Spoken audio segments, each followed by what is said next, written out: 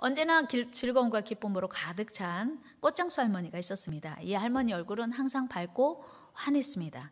어느 날 단골 손님이 이 할머니에게 물었습니다. 할머니는 우리가 볼 때마다 그렇게 얼굴이 밝고 환하시는데 그렇게 행복하세요? 걱정 근심이 없으신 거예요? 그랬더니 이 할머니가 말했습니다. 천만에요. 걱정 근심이 없는 사람이 어디 있겠어요. 내게도 고통스럽고 근심되는 걱정거리가 많이 있지요. 정말요? 그런데 할머니 얼굴은 너무 행복하시거든요. 무슨 비결이라도 혹시 있으세요? 그럼요. 저는요, 3일의 비밀이 있답니다. 저는 어떤 문제가 생길 때마다 그 문제를 하나님이 해결하시도록 하나님께 맡기고 조용히 3일을 기다린답니다. 예수님이 십자가에서 죽으시고 3일 만에 부활하신 것처럼 그 어떤 문제라도 문제가 해결되는 데는 반드시 3일이 필요해요. 그래서 저는 3일을 기다린답니다. 하나님이 해결하실 것을 믿고, 물론 그 3일이 3일, 숫자 3일이 아닐 수는 있지만 그러나 주님의 부활의 원리는 늘 동일하답니다. 그래서 내게는 그 어떤 어려움이 와도 3일 후면 예수님처럼 다 해결될 거라고 하는 믿음이 있어요. 그래서 저는 기쁘고 늘 행복하답니다. 사랑하는 여러분, 여러분에게는 이 할머니의 말이 어떻게 들리시나요? 여러분에게는 예수님의 부활이 어떤 의미입니까? 예수님께서 죽음을 이기시고 부활하셨다는 그 소식이 여러분에게 어떻게 다가오세요? 오늘 본문에 등장하는 두 사람 글로바와 또 다른 한 사람은 예수님을 믿고 따르던 자들이었습니다. 그런데 예수님께서는 저들의 믿음과 기대와는 달리 너무나 무기력하게 십자가에서 돌아가신 겁니다. 평소 예수님의 공생의 사역을 보면 예수님은 그 어떠한 큰 문제도 예수님에게는 전혀 문제가 되지 않았거든요. 우리 예수님께서는 공생의 3년 반 동안 예수님 앞에 가지고 나온 모든 문제를 다 해결해 주셨어요. 그 사람이 병든 문제면 병 고쳐주시고, 죽은 문제도 해결해 주시고 살려주시고, 배고프면 먹여주시고, 포도주가 떨어지면 포도주를 주셨거든요. 그 병이 12년이 되었던 38년이 되었던 아니면 날 때부터 그 병을 가지고 왔던 예수님 다 고쳐주셨어요. 그런데 그들이 예수님을 따라가기만 하면 언제나 예수님 때문에 어깨가 으쓱하고 언제나 힘이 됐어요. 예수님만 계시면 아무 문제가 아니었기 때문이었어요. 그래서 예수님의 제자라고 하는 자부심과 자긍심이 대단했습니다. 가는 곳마다 나 예수님의 제자야. 나 예수님 내가 제자야. 나 예수님 믿어. 예수님이 우리 선생님이셔. 뭐 이런 자랑스러운 고백이 그들에게 늘 있었습니다. 얼마나 예수님이 기쁘고 든든한 후원자였겠습니까? 그런데 그 예수님이 갑자기 십자가에서 아무런 능력도 나타내지 못하시고 힘없이 돌아가신 겁니다. 그런 예수님의 죽음은 이들에게 엄청난 충격이었고 대실망이었어요. 요즘 말로 하면 폭망이었어요. 어떻게 그럴 수가 있어요? 온 세상이 다 무너진 것 같은 허탈과 좌절에 빠지기에 충분했습니다. 이제 이들은 예수님이 안 계신 예루살렘에 더 이상 머물 이유도 없었고 필요도 없었어요. 예수님이 계셔서 모든 문제 다 해결해 주셨는데 그 예수님, 모든 문제 해결자이신 예수님이 죽으셨으니 돌아가셨으니 더 이상 예루살렘에 머물 이유가 없었던 거죠. 마침 6월절도 끝났는지라 이들은 예루살렘을 등지고 쓸쓸히 엠마오로 내려가고 있던 참이었어요. 그런데 뜻밖의 예수님께서 낙심과 절망과 시류로 가득 차서 지금 엠마오로 내려가고 있는 그들에게 찾아오신 거예요. 사랑하는 여러분, 우리 예수님은 코로나19로 낙심과 절망 가운데 있고 두려워하고 있는 우리에게 오셔서 오늘도 위로해 주실 줄로 믿습니다. 여러분들이 어떤 문제로 두려워하든 염려하든 걱정하든 주님이 오늘 우리와 함께 계신 줄로 믿습니다. 오셔서 말씀하세요. 걱정하지 마. 나야. 나 죽은 게 아니야. 살아났어. 너희가 다 죽은 줄 알고 걱정하고 있잖아. 나 다시 살았어. 그런데 그 말씀은 안 하셨지만 예수님이 지금 같이 동행하고 계신데 그들이 예수님을 못 알아본 거예요.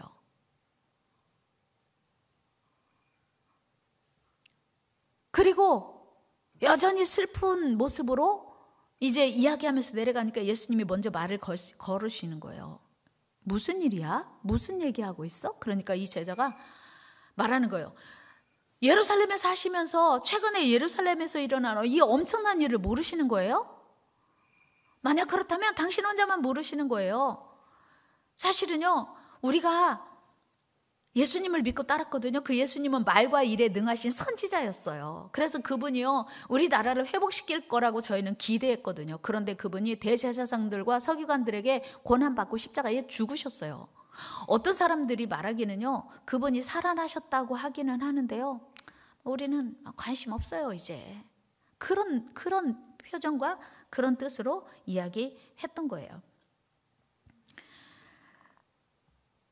사랑하는 여러분, 우리 예수님이 천지 만물을 창조하셨어요. 그리고 다스리셔요. 전능하신 하나님은요, 죽음을 이기시고 죽음을 다스리시는 줄로 믿습니다. 우리 예수님은 철저하게 사람이셨지만 본래 하나님이셨어요. 그래서 죽음을 이기실 수 있고 다스리실 수 있는 거예요. 여러분도 믿으시죠? 예수님은 완벽한 사람이셨지만 완전한 하나님이십니다. 그런데 제자들이 지금까지 믿고 따르던 예수님은 사람 예수님, 능력 많은 초능력을 가지신 사람으로만 여겼던 거예요. 믿었던 거예요. 그러니까 그들의 믿음이 반쪽이었음을 오늘 확인할 수 있는 거예요. 그래서 예수님은 그들에게 너희가 왜 그렇게 믿음이 없냐 그렇게 책망하시는 거예요. 한번 같이 25절 말씀 읽어보겠습니다. 시작. 이르시되 미련하고 선지자들이 말한 모든 것을 마음에 더디 믿는 자들이여. 오늘 이 아침에 예수님이 우리에게 오셔서 질문하신다면, 아니 말씀하신다면 오늘 이 엠마오로 내려가는 제자들처럼 혹시 책망하실 것 같습니까? 아니면 칭찬하실 것 같습니까? 야, 너는 왜 그렇게 믿음이 좋아? 너는 왜 그렇게 믿음이 없어? 둘 중에 어떤 쪽일 것 같으세요? 예수님은요, 그들에게 믿음이 없다는 이유로 심히 책망하시고 꾸짖으셨어요. 아마 예수님이 그들의 표정을 보시고 그들의 나누는 대화를 보시고 그러셨을 것 같거든요. 사실은요, 예수님은 이미 자신이 대제사장들과 서기관들에게 고난을 받고 3일 만에 부활하실 것을 말씀하셨어요. 몇 번? 한 번? 두 번? 세 번. 이미 세 번이나 예수님은 제자들에게 말씀하셨어요. 여러분, 한 번 들은 건 잊을 수 있어도 두 번, 세 번 들은 건 좀 기억해야 되지 않아요? 인간적으로 이건 너무 심한 거예요. 우리 말씀 한번 같이 읽어봐요. 마태복음 16장 같이 읽어봅니다. 시작. 이때로부터 예수 그리스도께서 자기가 예루살렘에 올라가 장로들과 대제사장들과 서기관들에게 많은 고난을 받고 죽임을 당하고 제3일에 살아나야 할 것을 제자들에게 비로소 나타내시니 베드로가 예수를 붙들고 항변하여 이르되 주여 그리 마옵소서, 이 일이 결코 주께 미치지 아니하리이다. 아멘. 자, 예수님이 혼자 독백하신 것도 아니고 분명히 제자들에게 말씀을 하셨고 베드로도 반응했어요. 예수님, 절대 그런 일이 있으면 안 됩니다. 이 일은 예수님에게 절대 미칠 수 없습니다. 이렇게 반응까지 했어요. 근데 어떻게 그 일을 잊어버려요? 두 번째 말씀 한번 볼까요? 17장이에요. 시작. 갈릴리에 모일 때 예수께서 제자들에게 이르시되 인자가 장차 사람들의 손에 넘겨져 죽임을 당하고 제3일에 살아나리라 하시니 제자들이 매우 근심하더라. 아멘. 제자들이 두 번째 들었어요. 제가 일부러 지금 마태복음에서만 이 세 번 말씀을 다 여러분들에게 보여드리는 거거든요. 20장에서 또 예수님 말씀하십니다. 시작. 예수께서 예루살렘으로 올라가려 하실 때에 12 제자를 따로 데리시고 길에서 이르시되 보라, 우리가 예루살렘으로 올라가노니 인자가 대제사장들과 서기관들에게 넘겨짐에 그들이 죽이기로 결의하고 이방인들에게 넘겨주어 그를 조롱하며 채찍질하며 십자가에 못 박게 할 것이나 제3일에 살아나리라. 아멘. 세 번을 연거푸 예수님께서 16장, 17장, 20장에서 말씀하셨어요. 그런데 제자들 마음속에 없어요. 예수님이 언제 죽었다 살아나시겠다고 했는지 기억이 없는 것처럼. 여러분, 어떻게 이럴 수가 있어요? 적어도 예수님의 제자들 중 그 누구라도 예수님의 십자가와 부활에 대해서 기억은 하고 있어야 되지 않나요? 그리고 제자들 중 누구라도 그 말씀을 기억하고 부활하셨다는 소식까지 들었으면 맞아! 그때 예수님 우리에게 말씀하신 적 있잖아. 맞아, 그랬구나. 이렇게 기억해내야 돼요. 이들이 치매 걸렸어요? 아니면 건망증이었나요? 무슨 증상, 어떻게 이 현상을 설명해야 돼요? 사람들은요, 자기가 듣고 싶은 얘기만 듣는 거 아세요? 분명히 여러 가지 얘기를 많이 해도요, 자기의 관심 있는 이야기만 듣고요, 듣고 싶은 얘기만 들어요. 제가요, 지난 목요일 날 우리 교회에서 목사님들 세미나가 있었어요. 무슨 세미나? 그런데 자, 이 세미나 끝나면 우리 어디서 모입니다. 이렇게 목사님이 나오셔서 광고를 했어요. 근데 제일 일찍 출발한 목사님이 안 오시는 거예요. 그래서 왜 안 오세요? 했더니 여기 아니었어요? 다른 곳에 가서 계신 거예요. 그래서 아니 분명히 아까 광고 하셨잖아요. 어디서 모이기로. 맞아, 나 거기 광고 들었는데 거기가 여긴 줄 알았어요. 그리고 거기 가서 계시는 거예요. 누가? 그러니까 우리는요, 그 목사님뿐만 아니라 다 자기가 듣고 싶은 대로 들어요. 자기가 믿고 싶은 대로만 믿어요. 그런데 이 제자들도 그랬다는 거예요. 그리고 다른 것도 아니고 예수님이 죽었다가 살아나신다고 하는 말씀을 무려 3번이나 했음에도 불구하고 잊어버렸어요. 그리고 부활하셨다는 소식을 들어도 지금도 안 믿고 있는 거예요. 무엇 때문일까요? 그들은 예수님을 이 세상을 구원할 메시아로만 믿고 기대하고 따랐습니다. 그들은 세상에 사는 동안 만나는 모든 문제, 모든 어려움을 다 해결해 주실 능력자로만 예수님을 믿고 싶었던 거예요. 그렇게 믿고 기대했던 예수님께서 십자가에 달려 힘없이 죽으시는 순간 그들의 기대도 함께 죽어버렸어요. 예수님을 따랐던 그 소망도 죽었어요. 그리고 예수님이 부활하셨다는 소문 들었지만 더 이상 예수님께 어떤 기대도 소망도 걸 수 없다고 실망이 너무 커서 그렇게 생각했던 거예요. 결국 이들은 낙심과 절망으로 엠마오로 내려갔던 겁니다. 이런 모습은 예수님의 제자 베드로와 다른 제자들도 마찬가지였어요. 여러분, 베드로가 누구예요? 다른 사람은 몰라도 베드로는 그러면 안 되는 거 아니에요? 그는 주와 함께 죽을지언정 주를 버리지 않겠다고, 주를 끝까지 따르겠다고 호언장담에 썼거든요. 마태복음 26장 33절 읽어요. 시작. 베드로가 대답하여 이르되 모두 주를 버릴지라도 나는 결코 버리지 않겠나이다. 35절도 읽어요. 시작. 베드로가 이르되 내가 주와 함께 죽을지언정 주를 부인하지 않겠나이다 하고 모든 제자도 그와 같이 말하니라. 맞아요. 우리가 어떻게 주님을 버려요? 이렇게 말한 지가 불과 지금 얼마 전이에요. 며칠 전이에요. 그런 베드로가 예수님께서 잡히시고 신문당하시자 멀찍이 서서 불을 쬐며 구경했어요. 구경했어요. 예수님이 이제 신문당하시고 예수님이 고초당하시니까 구경하게 된 거예요. 멀찌감치 서서. 누가복음 22장 54절이에요. 시작. 예수를 잡아 끌고 대제사장의 집으로 들어갈새 베드로가 멀찍이 따라가니라. 여러분, 아까 예수님 나는 절대 주님 버리지 않습니다 하고 조금 벌써 좀 달라진 거 아니에요? 베드로의 그 예수님을 멀찍이서 지금 구경하고 있는 베드로의 모습에서 아까 그 호언장담하던 나는 절대 주님 버리지 않습니다 말했던 거하고 벌써 좀 차이가 있죠. 그 다음에 마태복음 26장 72절 보면요, 베드로는 자기 상황이 불리하게 되니까 예수님을 모른다고 부인해버려요. 같이 읽어요. 시작. 베드로가 맹세하고 또 부인하여 이르되 나는 그 사람을 알지 못하노라 하노라. 어떻게 그럴 수가 있어요? 여러분 이해되세요? 아니 죽을지언정 다른 사람 다 버려도 저는 예수님 안 버립니다 이렇게 해놓고 지금 예수님 나는 저 사람이 누군지 모릅니다라고 3번씩 부인했던 베드로가 여러분 이해되세요? 여러분은 그럴 일 없으실 것 같죠? 그렇게 되기를 축복합니다. 그리고요, 더 나가서 베드로는요, 예수님이 부활하셨대, 예수님이 살아나셨대, 그 얘기를 듣고도 맞아, 예수님이 그때 죽은 다음에 3일 만에 부활하신다고 하셨지, 그 생각이 안 난 거예요. 잊어버렸어요. 들은 적이 없는 것처럼. 그리고 고기 잡으러 갔네요. 요한복음 21장 3절 말씀 읽어요. 시작. 시몬 베드로가 나는 물고기 잡으러 가노라 하니 그들이 우리도 함께 가겠다 하고 나가서 배에 올랐으나 그날 밤에 아무것도 잡지 못하였다. 어떻게 예수님이 살아나셨다는 얘기를 듣고도 의리 없이 또 고기 잡으러 갑니까? 사랑하는 여러분, 엠마오로 내려가는 두 제자나 베드로와 다른 제자들이 왜 그렇게 예수님의 죽음 앞에서 무기력하게 무너졌습니까? 왜 그렇게 그들을 그렇게 예수님을 사랑하고 절대로 버리지 않겠다고 장담해놓고 왜 그렇게 그들의 그 믿음이, 그 장담이 뿌리채, 송두리째 뽑혀버렸어요? 그 이유가 무엇이었습니까? 그것은요, 바로 그들의 관심, 그들의 예수님을 따르는 목적이 오직 땅의 것에만 있기 때문이었어요. 그들은 예수님을 통해서 이 땅의 모든 질병이 해결되고 부족한 것을 해결하기 위한 목적이었어요.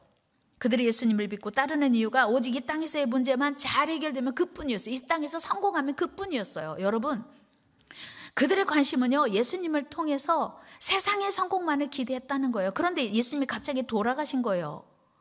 이 자리에 계신 여러분 어떠세요? 혹시 예수님을 세상의 성공? 예수님 믿으면 건강하게 된대, 예수님 믿으면 모든 일이 잘 된대, 기도하면 또 응답도 된다고 하더라고. 그러니까 우리 예수님 믿자. 혹시 그래서 예수님 믿으시는 분 안 계세요? 그거 맞아요. 그런데 그거 반쪽이에요. 예수님은요, 우리가 기도하는 거 다 들어주시고 우리가 고통당할 때, 고난당할 때 우리와 함께 해주시는 좋으신 하나님이신 거 믿습니다. 그런데 그뿐만 아니고 우리에게 영원한 나라, 영원한 생명 주시려고 우리에게 예수 그리스도가 필요한 줄로 믿습니다. 여러분, 우리 이 세상에 사는 모든 인류가 가장 두려워하는 게 뭐예요? 죽음이에요. 여러분, 코로나19가 왜 두려워요? 코로나19에 전염되면 생명을 공격당할 수도 있기 때문에 두려워하는 거 아니에요. 그래서 지금 우리가 답답하지만 다 마스크 쓰고 이 자리에 앉아 계신 거 아니에요? 2m 이상 거리 두고. 죽음이 그렇게 두려운 거예요. 왜? 죽음을 사람은 뛰어넘을 수 없어요. 죽음을 이길 사람은 이 세상에 아무도 없어요. 그런데 우리 예수님께서 뭐라고 말씀하셨냐면, 내가 로마서 6장 23절에 보면 죄의 삭은 사망이요, 그리고 인류 시조인 아담과 하와가 죄를 졌어요. 그래서 우리 모두 다 죽음에 이르게 됐어요. 그래서 우리 육체는 흙에서 왔으니 흙으로 간다고 말씀하셨지 않습니까? 그런데 모두가 고민하는 이 죽음의 문제를 해결해 주고 싶으셨던 거예요, 우리 하나님께서는.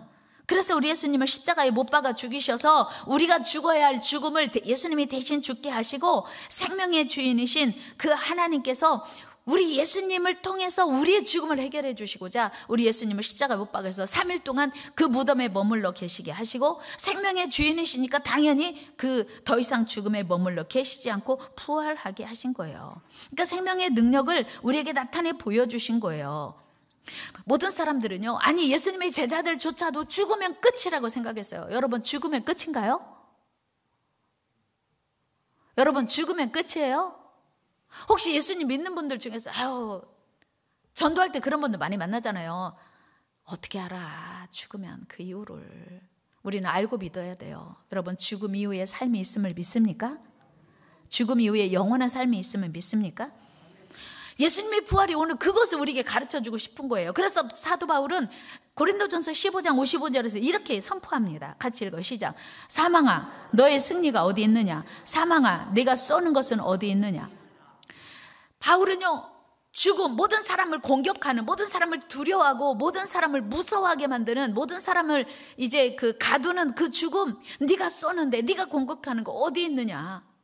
너 승리할 수 없어. 어디 안에서? 예수 그리스도 안에서. 그 얘기를 지금 바울이 하는 거예요. 57절도 말씀 읽어. 시작.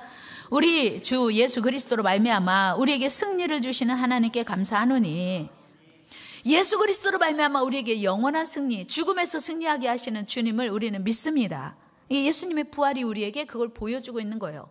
우리는 예수를 믿는 이유가 뭐냐면, 이 세상에서의 우리의 모든 문제와 수고와 고통과 짐과 우리의 모든 염려, 근심, 걱정, 우리가 해결할 수 없는 고통을 주님이 십자가에서 다 져주셨어요. 그거 믿어요. 그러나 죽음 이후의 삶도 영원히 우리에게 책임져 주시기 위해서 예수님이 죽으셨고 다시 부활하신 줄로 믿습니다. 우리는 그래서 영원히 사는 그 하늘나라를 사모하며 믿는 거예요. 그리고 분명히 다시 오신다고 약속하신 그 말씀도 우리는 믿어야 될 줄로 믿습니다. 예수님은요, 그 제자들에게 내가 죽으면 끝이 아니고 살아날 거야 3번이나 말씀하셨는데 잊어버렸어요. 지금 우리에게 여전히 유효한 것은 다시 오신다고 하는 주님의 약속인 줄로 믿습니다. 그 약속 우리는 기억하고 있어야 돼요. 근데 마치도 주님이 다시 오시지 않을 것처럼 이 땅에서만 잘 먹고 잘 사는 것에만 관심 갖는다면 우리는 예수님을 반쪽만 믿는 거예요. 우리가 오늘 이렇게 불편한데도 마음에 좀 꺼림칙이 있는데도 부활 아침에 다 주님 앞에 나와서 예배하는 게 왜 필요하냐면요, 우리에게 영원한 하나님 나라 주시는 분이 하나님이시기 때문이에요. 사랑하는 여러분, 하나님을 잘 믿어야 되는 이유, 예수 안에서 충분히 영원히 사는 생명이 있음을 믿으시기를 바랍니다. 그래서 우리 예수님이 나는 부활이요 생명이니 나를 믿는 자는 죽어도 살겠고 살아서 나를 믿는 자는 영원히 죽지 아니하리라 분명히 약속해 주셨거든요. 여러분, 지금 엠마오로 내려가는 제자에게 이 믿음이 없어서 예수님의 죽음 앞에서 낙심하고 절망한 거예요. 그리고 우리 예수님은 그들에게 책망하고 꾸짖으신 거예요. 이 믿음이 없어서, 영생에 대한 소망이 없어서. 여러분, 온 세상의 죽음을 다스리시는 분 우리 하나님이심을 믿습니다. 온 세상에 영원한 생명을 주시리도 우리 하나님 한 분뿐임을 믿습니다. 이 세상에 아무리 유명한 사람 다 죽었어요. 우리 예수님의 무덤만 빈 무덤이에요. 그래서 우리가 예수님을 사랑하고 섬겨야 될 이유예요. 우리 온 인류의 삶과 죽음의 주관자도 우리 하나님 한 분이신 거 믿습니다. 그래서 온 세상의 삶을 주관하시고 죽음을 주관하시는 그 위대하시고 가장 크신 하나님 우리가 믿는 거예요. 오늘 이 부활의 아침에 우리가 기억해야 할 것은 예수님의 부활은 우리에게 육체의 죽음으로 끝이 아니고 영원한 나라, 영원한 생명이 있다는 것을 웅변하시고 있는 거라고요. 한번 해볼까요? 예수님의 부활은 이 땅의 죽음이 끝이 아닌 것을 우리에게 가르쳐 주시는 거다. 그렇습니다. 그러니 우리가 예수 믿고 구원받은 우리는 영원히 살게 되는 거예요. 물론 죄 지은 육체는 흙으로 와서 흙으로 가지만 영혼은 영원히 하나님의 나라에 살게 되는 거예요. 이 소망을 주시기 위해서 우리 예수님이 부활하신 거예요. 여러분, 이 소망으로 가득 차시기를 축복합니다. 이 소망이 없다면 우리는 가장 불쌍한 자예요. 예수 믿고요, 영생에 대한 소망이 없으면 가장 불쌍한 자예요. 바울이 이렇게 얘기했어요. 17절 고린도전서 15장 17절 시작. 그리스도께서 다시 살아나신 일이 없으면 너희 믿음도 헛되고 너희가 여전히 죄 가운데 있을 것이요. 19절도 읽어요. 시작. 만일 그리스도 안에서 우리가 바라는 것이 다만 이 생의 삶뿐이면 모든 사람 가운데 우리가 더욱 불쌍한 자이리라. 무슨 얘기냐면 오늘도 솔직히 그동안 사회적 거리두기 그 말이 너무 마음에 와 닿아서 교회 오는 것이 좀 불편했잖아요. 그리고 지난 2주 동안 우리 예배 못했잖아요. 모여서 교회에서 예배 못했잖아요. 좀 편해지셨죠. 어떤 분이 그러더라고요. 우리 남편이요, 교회 안 가니까 너무 편하대요. 빨리 교회 가야겠어요. 집사님 좀 편했죠. 그런데 왜 이 자리에 나와서 우리 하나님께 예배해야 되냐면요, 오늘 부활주일 예배에 나와서 또 헌금 드리는 게 좀 불편하잖아요. 낯쓰기에도 모자란데 요즘 가뜩이나 수입도 없는데 또 왜 헌금을 드려야 돼? 불편하잖아요. 왜 우리가 예수를 믿는 이 일을 지속해야 되냐면요, 없어도 왜 예물 드리면서 우리가 헌신해야 되냐면요, 우리의 삶은 이 땅으로만 끝나는 게 아니고 영원히 계속되기 때문인 줄로 믿습니다. 오늘 엠마오로 내려가는 제자에게 예수님이 꾸짖으신 이유가 바로 그거예요. 너희에게는 그 믿음이 없다는 거예요. 너희가 어찌 이 땅에만 관심이 있냐, 그렇게 책망하신 거죠. 그런데 예수님과 말씀 나누는 중에 그때서야 깨달음이 오고 눈이 열린 거예요. 누가복음 24장 31절 말씀 읽어요. 시작. 그들의 눈이 밝아져 그인 줄 알아보더니 예수는 그들에게 보이지 아니하시는지라. 그때야 눈이 밝아져서 예수님을 발견하려고 했는데 이제 예수님이 어디로 가시고 안 계신 거예요. 예수님의 죽음으로 모든 것이 끝났다고 생각했던 예수님의 제자들은 예수님의 부활로 말미암아 완전히 새로운 눈이 열리고 새로운 인생이 열렸어요. 그동안은 이 땅의 만족만을 위해서 살았다면 이제는 영원한 하나님 나라 위에, 영원한 생명 위에 살아야 할 진정한 삶의 이유와 진정한 가치를 깨닫는 겁니다. 부활의 주님을 만난 베드로 역시 이 사실을 깨달았어요. 그리고 새로운 사명을 위해서 살게 되었습니다. 그 어떤 생명의 위협에도 굴하지 않고 그 생명의 이름, 그 능력의 이름, 그 구원의 이름 예수 그리스도만을 전하기 위해서 이 베드로, 그 비겁하고 그 연약했던 베드로가 위대한 사도가 되었어요. 담대한 사도가 되었습니다. 사도행전 4장 19절 20절 말씀 읽어요. 시작. 베드로와 요한이 대답하여 이르되 하나님 앞에서 너희 말을 듣는 것이 하나님 말씀을 듣는 것보다 옳은가 판단하라. 우리는 보고 들은 것을 말하지 아니할 수 없다 하니. 아멘. 베드로가 이렇게 담대해졌어요. 서기관, 바리새인, 사내들인 공회원들이 예수 이름 말하지 마, 증거하지 마. 그랬더니 우리는 보고 들은 것을 말하지 아니할 수 없대. 그러니까 지금 자기 생명의 위협이 와도 지금 두려워하지 않고 말할 수 있는 거예요. 이런 담대함이 어디서 왔을까요? 29절 30절도 같이 읽어봐요. 시작. 주여 이제도 그들의 위협함을 굽어보시고 또 종들로 하여금 담대히 하나님의 말씀을 전하게 하여 주시오며 손을 내밀어 병을 낫게 하시옵고 표적과 기사가 거룩한 종 예수의 이름으로 이루어지게 하옵소서 하더라. 이게 지금 베드로의 기도인데요. 이전에 그 정말 예수님이 그 빌라도 법정에서 신문당하실 때 베드로의 모습과는 완전 다른 하늘과 땅만큼이나 달라진 베드로의 모습을 볼 수 있지 않습니까? 이게 부활하신 예수님을 만난 이후에 베드로의 모습인 줄로 믿습니다. 영원한 하나님 나라의 소망이 확고해지니까 이제 무서운 거 없어요. 두려운 거 없어요. 오직 예수 그 이름이 가장 내 삶의 가장 중요한 가치라고 하는 확신으로 이제 베드로와 요한이 그런 위대한 삶을 살게 된 거예요. 그 이후로 어떻게 됐는지 아세요? 그렇게 결단하고 나니까 주님 위에 살기로, 주님 위에 지키기로 결단하고 나니까 하나님께서 베드로와 함께 하셔서요, 베드로가 이제 요한이 성전 미문에 있었던 안진뱅이도 일으켰지요. 애니아라고 하는 중풍병자도 일으켰지요. 죽은 자도 살렸어요. 여러분, 베드로가. 보세요. 사도행전 9장 40절 말씀 읽어요. 시작. 베드로가 사람을 다 내보내고 무릎을 꿇고 기도하여 돌이켜 시체를 향하여 이르되 다비다야 일어나라 하니 그가 눈을 떠 베드로를 보고 일어나 앉는지라. 아멘. 여러분 보세요. 시체를 향하여 다비다야 일어나 앉으라 했더니 즉시 일어나 앉았대요. 어떻게 이런 일이 있을 수 있어요? 이게 주님을 위해 죽기로 결단한, 주님을 위해 살기로 결단한 베드로와 함께 하신 주님의 능력인 줄로 믿습니다. 부활의 주님을 만난 이후에 베드로의 삶은 주님을 위해서 살기로 결단했고요, 주님을 위해서 죽기로 결단했어요. 그리고 났더니 하나님이 그의 사역에 얼마나 함께 해주시는지 놀라운 능력이, 놀라운 기적이 일어난 줄로 믿습니다.